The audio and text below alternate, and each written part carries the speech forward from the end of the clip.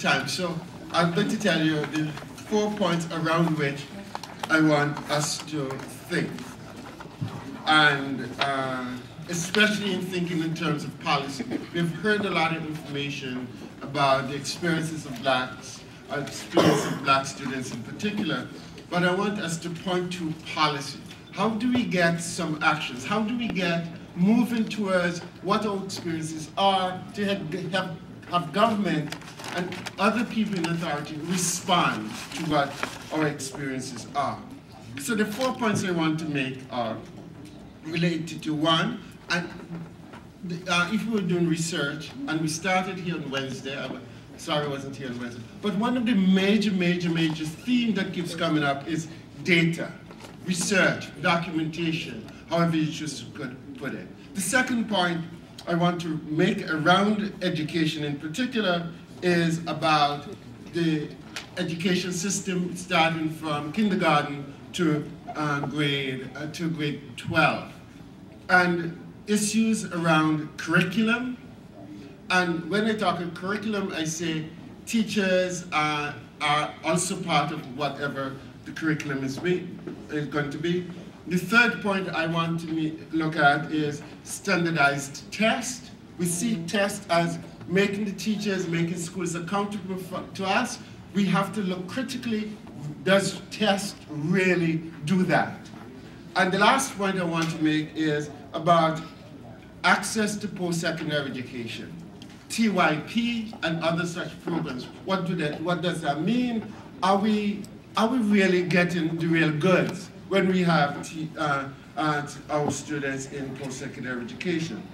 So those are the 4 points that I keep coming back to me as I thought of my presentation today.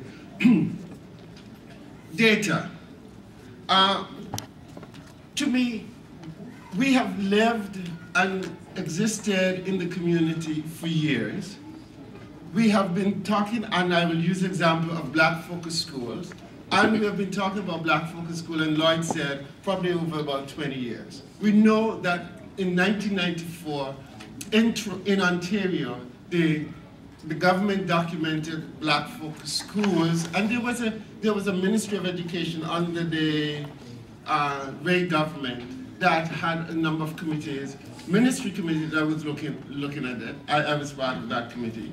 We know that the Royal Commission on Education talked about it, and in Nova Scotia, we know that the Black Report also talked about issues related to black students. Those were evidence, those were documented evidence. But we have not, as a community, been systematic in maintaining those kinds of documentation. So when the Toronto Board will say to us, 40% of our students are failing and others, then we at least, despite some of the problematics of data gathering, etc., those numbers will turn heads and make people respond to us. Therefore, we have to start in the business of documenting evidence. Because as I participate in a number of government committees, they always say we are big on evidence-based policy, evidence-based program. And evidence is not going to come merely through the evaluation of the program at the end of the program. Evidence is not going to come if the evaluation of the program starts at the beginning of the program.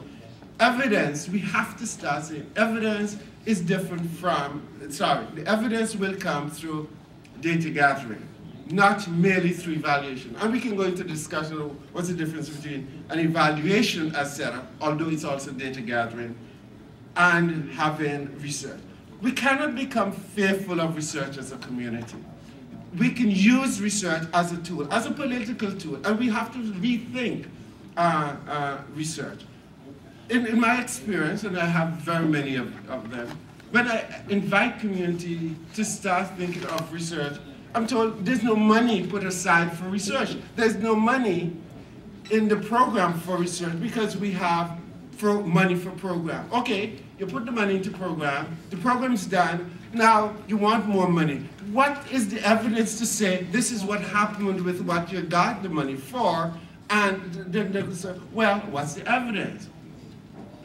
The Black Focus School, from my position, needs to have such evidence, because we do not want just simply, black students are not going all to Black Focus schools, they're in other schools. So we need to be systematic in documenting how that project provides information in terms of curriculum, in terms of teacher relationship with students. And by the way, I am a firm believer that education is also about relationship between teacher and students. It's not merely about curriculum. And curriculum is not something that's developed in sitting at the desk. Curriculum must be organic. Curriculum must be in relation to who the students are, must be in relation to the communities from which students come, and must take that into account when you're developing curriculum. One of the problems I see here, because sometimes we as teachers are so preoccupied with teachers doing well with tests, is that we teach to the test and not teach to the experiences of the students inside the classroom. So they teach students who might have seen an incident in the community last night, who might have had an issue dealing with, who might want to experiment with something that relates to his or her experience, that might make the schooling relate to his or her experience as a black student. No, that's put aside because we have to teach to the test. And the extent to which the test does not take into account the identities of the students, there again, that's yet another thing. Think of our students, African students or working class students, and think of the school students and the test set by somebody else, somewhere else, who assumes what the student is, who assumes what the student might want to engage, who assumes that the student will do certain kinds of things. Think about that. And the teacher pays attention to the test. Now, the middle class students goes to the school in what we call in education, where it's cultural capital, with the idea that he or she can't know much of the school situation. That middle class teacher doesn't teach to test, you know. That middle class teacher, because assumes that the student comes to the school with some of the student information, so that students can be engaged with the work because the teacher is engaging the student.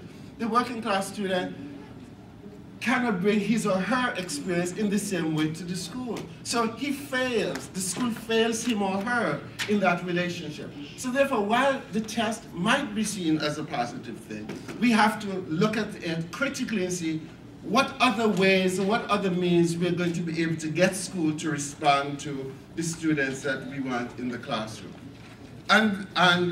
So the data will also help us to get there. The other thing is,